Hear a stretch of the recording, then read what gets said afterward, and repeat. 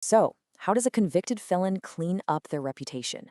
For Jeffrey Epstein, the answer wasn't just about throwing money around, it was about wrapping himself in the cloak of intellect. He basically used the worlds of literature and academia as his own personal, high powered laundromat to scrub his public image clean. Let's pull back the curtain and see exactly how he pulled it off.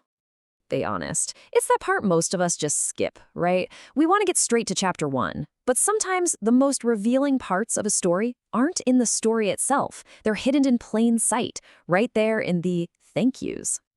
I mean, imagine you pick up a book by a Nobel Prize winning physicist. You're flipping through the first few pages and you see this.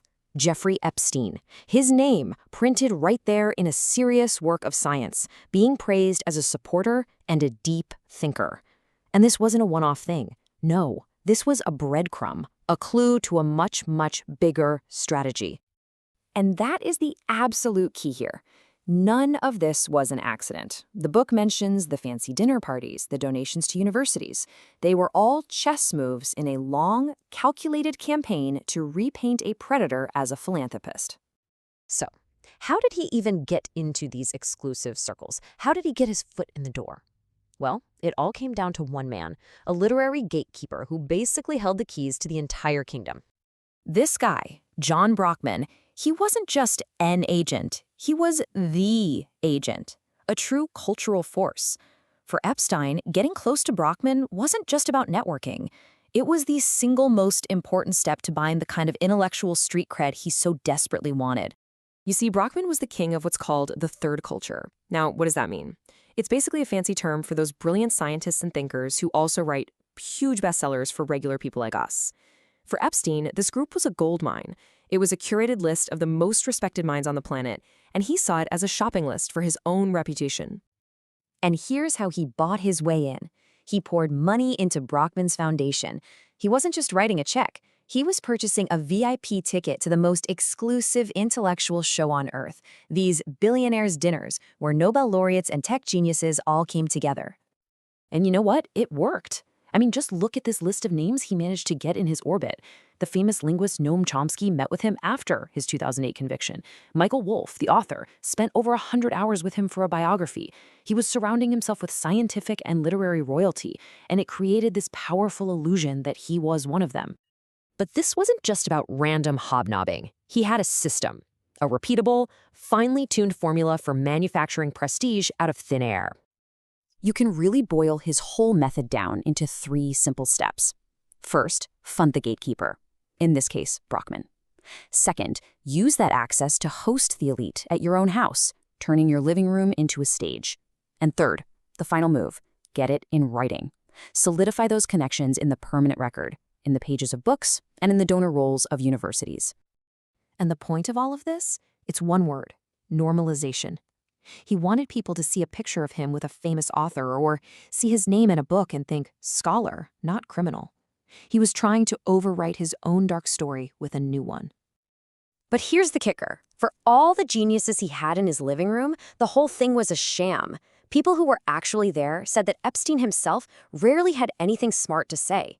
His contributions were often described as pseudo-intellectual. It was all about the optics, not the ideas. And this playbook didn't just stop with the literary world. Epstein took the exact same model, buy access, create an illusion of intellect, and he aimed it at an even bigger prize: the Ivy League. And what happened next wasn't just a scandal. It was a reckoning that exposed some really deep systemic problems at 2 of the most famous universities in the world. So let's start with Harvard.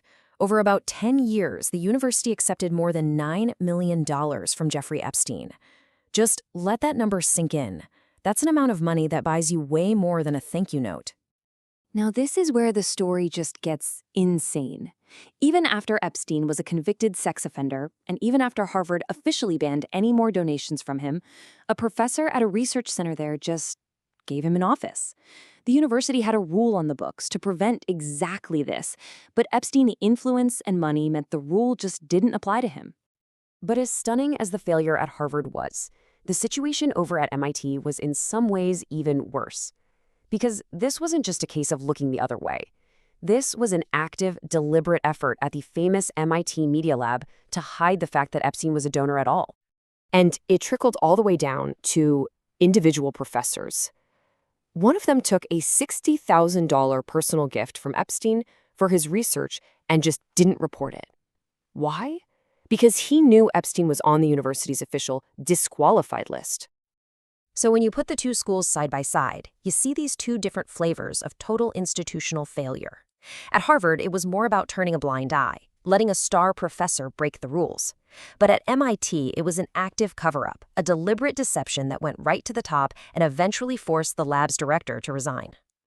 So the huge question is why? How on earth did this happen at these pillars of integrity? Well, the answer seems to be that the problems were baked right into the system itself. The university's own internal reports pointed to three main reasons. First, no surprise here, the power of money. Big checks have a way of making people ask fewer questions. Second, a system where different departments or labs acted like their own little kingdoms with very little oversight. And finally, and this is the really clever part, Epstein used the school's own reputations as a shield to legitimize himself. And this, right here, is probably the most important thing to understand. Epstein wasn't some kind of evil genius who outsmarted Harvard and MIT. He was an opportunist. He simply saw the cracks that were already there, the desperate need for funding, the lack of centralized control, and he exploited those weaknesses perfectly.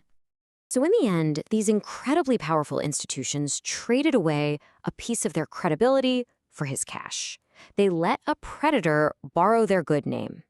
And it leaves all of us with a really unsettling question. When prestige itself is for sale, what's the real cost?